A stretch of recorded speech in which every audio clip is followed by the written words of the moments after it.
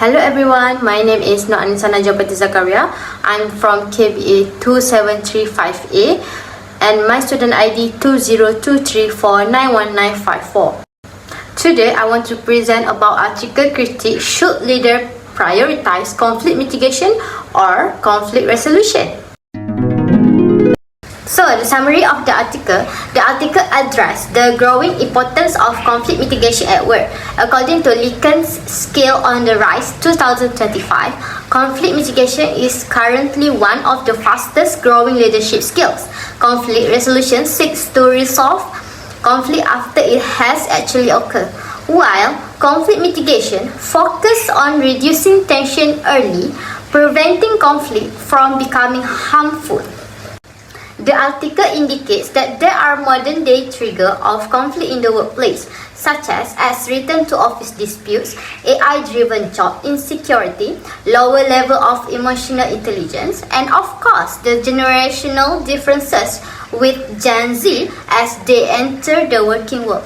Finally, Shields, which is the author, believes since workplace conflict appears to be on the rise, organizations must enhance their employees' capacity to mitigate tension early to minimize waste, productivity, employ a legal battle or burnout.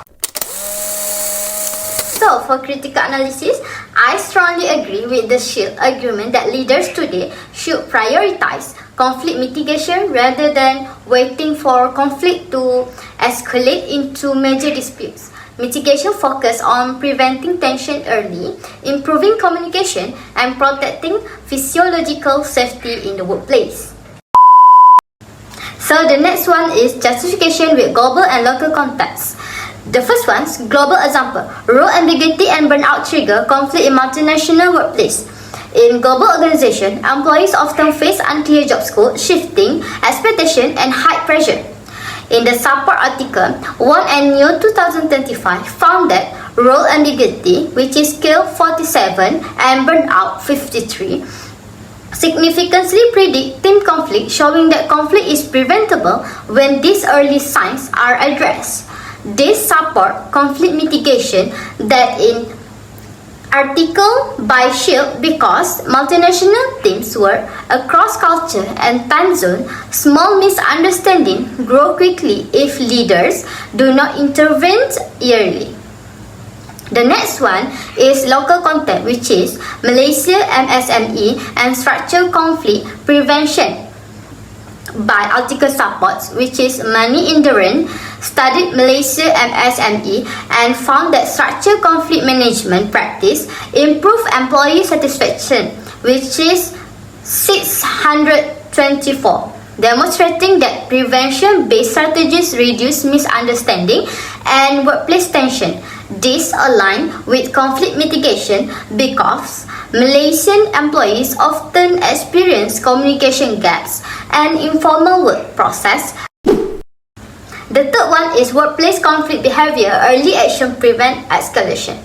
In support article, Thornton and Fletcher, which is 2023, explain that effective conflict navigation require being aware of others, clear communication, and early action steps.